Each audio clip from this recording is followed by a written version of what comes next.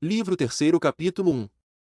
A alegria que sentiram os israelitas por se verem livres, pelo poderoso auxílio de Deus, quando menos o esperavam, foi perturbada pelas grandes dificuldades que encontraram a caminho do Monte Sinai, pois essa região era deserta, e a terra, muito seca e estéril, porque não tinha água. Assim, não somente os homens, mas os próprios animais não encontravam água para beber. Dessa forma, quando terminaram as provisões que haviam levado, por ordem de Moisés, foram obrigados a cavar poços, com grande dificuldade, por causa da dureza da terra. No entanto, encontraram tão pouca água que não lhes era suficiente, e era de tão mau sabor que não a podiam beber. Depois de andar tanto tempo, chegaram certa tarde a um lugar chamado Amargo, por causa do amargor das águas. Tinham falta de víveres, mas, como estavam muitíssimos fatigados, ali se detiveram de boa mente, porque encontraram um poço, o qual, embora não fosse suficiente para tão grande multidão, dava-lhes a esperança de poder aliviar um pouco as suas necessidades e porque eles haviam dito que não mais encontrariam água em todo o resto do caminho. Mas a água era tão amarga que nem os homens, nem os cavalos e nem os outros animais a puderam beber. Esse fato tão lastimável causou desânimo ao povo e grande sofrimento a Moisés, porque os inimigos que precisavam combater não eram dos que se podem debelar com uma valorosa resistência. A fome e a sede sozinhos reduziram aquela multidão de homens, mulheres e crianças ao último extremo da vida. Moisés não sabia que deliberação tomar e sentia também os sofrimentos dos outros como se fossem seus próprios, porque todos recorriam a ele. As mães pediam que tivesse pena das crianças, os maridos, que tivesse compaixão das esposas e cada qual rogava-lhe que procurasse uma solução para tão grande mal. Em tão premente necessidade, dirigiu-se a Deus para obter de sua bondade que tornasse doces as águas que eram amargas. E ele deu a conhecer que lhe concedia aquela graça. Moisés tomou então um pedaço de madeira, que partiu em dois, e, depois de os haver lançado ao poço, disse ao povo que Deus escutara a prece deles e tirava daquela água tudo o que nela existia de ruim, contanto que fizessem o que lhes determinava. Perguntaram o que precisavam fazer, e ele ordenou aos mais robustos que tirassem uma grande porção de água do poço, garantindo-lhes que a que lá ficasse seria boa para beber. Eles obedeceram e tiveram em seguida a realização da promessa que lhes fora feita. Êxodo 16. Partindo desse acampamento, chegaram a um lugar de nome Elim, que de longe lhes parecerá bastante vantajoso, porque avistavam palmeiras. Delas, porém, lá encontraram apenas umas 70, e ainda muito pequenas e pouco carregadas de frutos, por causa da esterilidade da terra. Encontraram também umas 12 fontes, mas tão reduzidas que, em vez de correr, apenas destilavam. Fizeram pequenos regos para recolher a água, mas quando cavavam as fontes encontravam lama em lugar de areia e quase nada de água. A grande sede que o povo sofria, bem como a falta de víveres, que foram consumidos em 30 dias, causou-lhes tal desespero que esqueceram todos os favores de que eram devedores a Deus e o auxílio que haviam recebido de Moisés. Acusaram-no com grande clamor de ser a causa de todos os seus males e tomaram pedras para apedrejá-lo.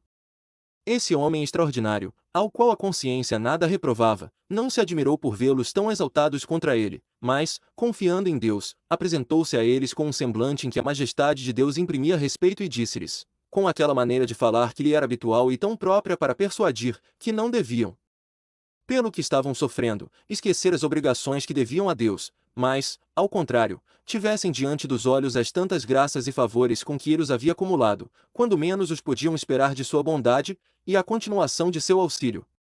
Que havia mesmo motivo para crer que ele permitirá que fossem reduzidos a tal extremo a fim de experimentar-lhes a paciência e a gratidão e saber qual dos dois fazia mais impressão em seu espírito, se a tristeza dos mares presentes, se o ressentimento pelos bens passados, que, havendo saído do Egito por ordem de Deus, deviam precaver-se para não se tornarem indignos de seu auxílio, pela ingratidão e pelas murmurações, que não evitariam cair naquele pecado se desprezassem as ordens dele ou o ministro de sua vontade, e nisso seriam tanto mais culpados, pois não tinham motivo algum para se queixar de que ele os enganara. Pois sempre cumprirá pontualmente o que lhe havia sido ordenado. Falou-lhes em seguida sobre as pragas com que Deus ferira o Egito, quando os egípcios procuravam retê-los, contra a vontade dele, como as águas do Nilo, mudadas em sangue para os inimigos e tão infectadas que estes não a podiam beber. Fora conservada para eles com a sua qualidade usual, como o mar, tendo-se dividido em dois, para favorecer-lhes a retirada, permitiu-lhes chegar em segurança ao outro lado, enquanto seus inimigos, querendo persegui-los pelo mesmo caminho, foram sepultados pelas ondas. Como, encontrando-se sem armas, Deus as concedeu em abundância, enfim, como Por meio de diversos milagres, ele os retirara tantas vezes dos braços da morte. Assim, se ele se mostrará sempre tão poderoso, eles não deviam desesperar de seu auxílio, mas suportar pacientemente tudo o que permitia lhes acontecesse e não considerar a sua ajuda como demorada, não ocorrendo tão prontamente como desejavam. Não deviam também imaginar que Deus os abandonara no estado em que se encontravam, e sim persuadir-se de que ele queria experimentar a confiança e o amor deles pela liberdade e saber se a estimavam o suficiente para conquistá-la pela fome e pela sede ou se preferiam um jugo de vergonhosa servidão, que os submeteria a senhores que os alimentariam como animais para deles obter apenas o trabalho. Quanto a ele, nada temia por si mesmo, pois a morte que sofreria injustamente não lhe poderia ser desvantajosa. Mas temia por eles, porque não lhes poderiam tirar a vida sem condenar o proceder de Deus e desprezar os seus mandamentos. Essas palavras fizeram-nos refletir, e as pedras caíram-lhes das mãos. Arrependeram-se do crime que queriam cometer, e Moisés, considerando que não era sem razão que o povo se rebelara, mas que a necessidade os havia levado a isso, julgou dever implorar por eles o auxílio de Deus. Subiu uma colina para rogar-lhe que tivesse compaixão de seu povo, o qual não podia esperar outro auxílio, senão somente o dele, e lhes perdoasse a falta que a fraqueza humana, em tal conjuntura, os levará a cometer. Deus prometeu atendê-lo e dar-lhes auxílio imediato. Depois de uma resposta tão favorável, Moisés foi procurar o povo, o qual, julgando pelo brilho que transparecia em seu rosto que Deus havia escutado a oração, passou imediatamente da tristeza para a alegria.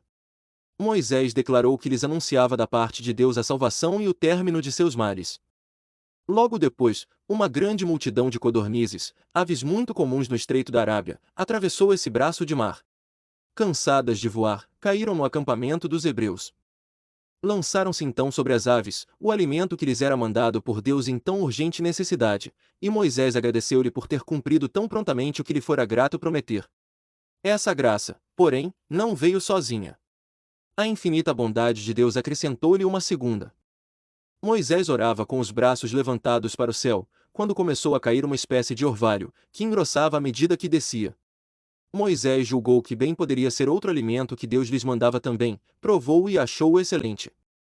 Dirigindo-se então ao povo, que pensava ser neve o que acabava de cair, pois era a estação própria, declarou que aquilo não era orvalho comum, mas um novo alimento proveniente da liberalidade divina. Comeu-o em seguida diante deles, para melhor persuadi-los do que dizia. Todos o experimentaram depois e perceberam que tinha o gosto do mel, a forma da goma que se tira de árvore semelhante à oliveira e o tamanho de um grão de coentro.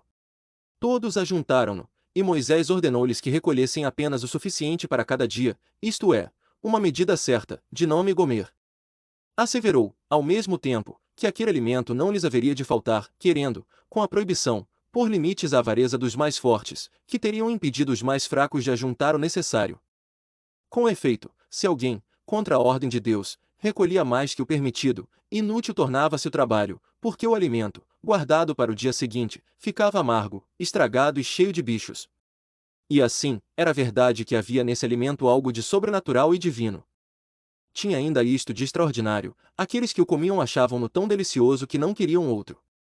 Cai ainda hoje naqueles lugares orvalho semelhante a esse, que então prouve a Deus mandar, em favor de Moisés. Os hebreus chamaram-no maná, que em nossa língua corresponde a uma espécie de interrogação, como quem diz, que é isto? Mas popularmente o chamaram maná. Receberam-no, pois, com grande alegria, como vindo do céu, e com ele alimentaram-se durante 40 anos, enquanto viveram no deserto. O acampamento avançou depois para Refidim. Ali tiveram muita sede, pois constataram que a região era ainda mais carente de água que a de onde vinham. Assim, recomeçaram as murmurações contra Moisés. Ele retirou-se, para evitar aquele primeiro furor, e recorreu mais uma vez a Deus, para rogar-lhe que, depois de ter dado ao povo o alimento com que matasse a fome, lhe desse também a água com que o desalterasse, pois um sem a outra era inútil. Deus não se demorou em ouvir a oração e prometeu dar-lhes uma fonte muito abundante, fazendo-a brotar de um lugar de onde menos o teriam esperado. Mandou que batesse num rochedo com a vara, na presença de todos, prometendo dali fazer sair água, porque desejava obsequiá-la ao povo sem que tivessem o menor trabalho em procurá-la. Moisés, consciente da promessa, foi ter com o povo, que o viu descer do lugar elevado onde fizera a sua oração e o esperava com grande impaciência. Ele disse-lhes que Deus queria tirá-los, contra a esperança deles, do aperto em que se encontravam. Para isso, faria brotar uma fonte de água da rocha. Essas palavras os deixaram atônitos, porque julgavam que precisariam parti-la, e a sede e o cansaço da viagem os havia enfraquecido tanto que mal podiam estar de pé.